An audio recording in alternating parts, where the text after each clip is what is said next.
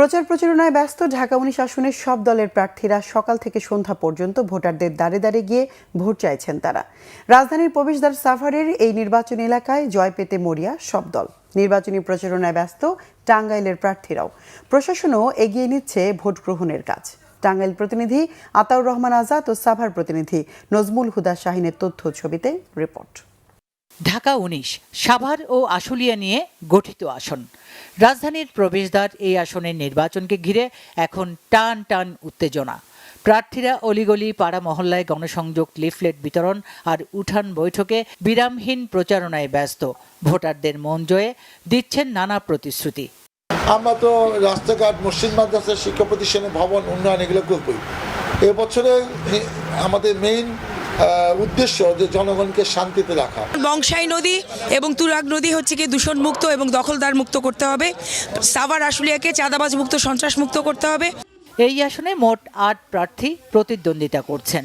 তবে ভোটারদের আলোচনায় বেশি ঘুরছে বিএনপি প্রার্থী ও 10 দলীয় জোট সমর্থিত প্রার্থীর নাম। আমরা মনে মনে সবাই এলাকায় মোটামুটি একটা স্থির করে ফেলছি কাকে আমরা ভোট দিব।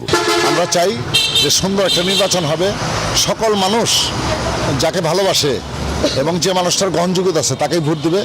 রাস্তাঘাটে চলাচল করলে কত নারী, শিশু নির্যাতন হয়, এগুলো বন্ধ করতে হইব। এই আসনে মোট ভোটার সংখ্যা 7,47,070 জন।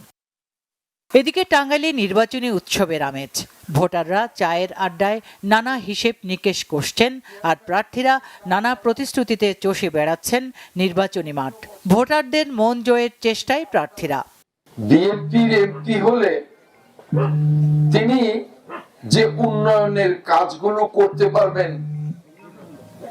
অন্য কেউ হলো কি সেটা পারবেন? আমরা দুর্নীতির বিরুদ্ধে আছি এবং থাকবো ইনশাআল্লাহ।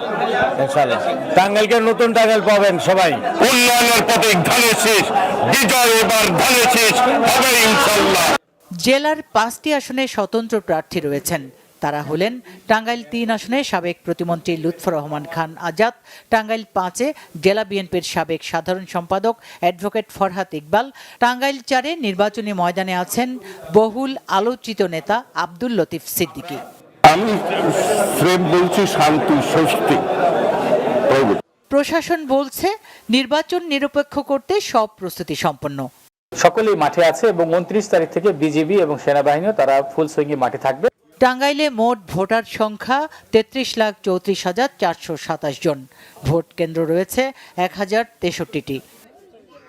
সুচরিতা সূচি, বাংলা ভিশন নিউজ ডেস্ক।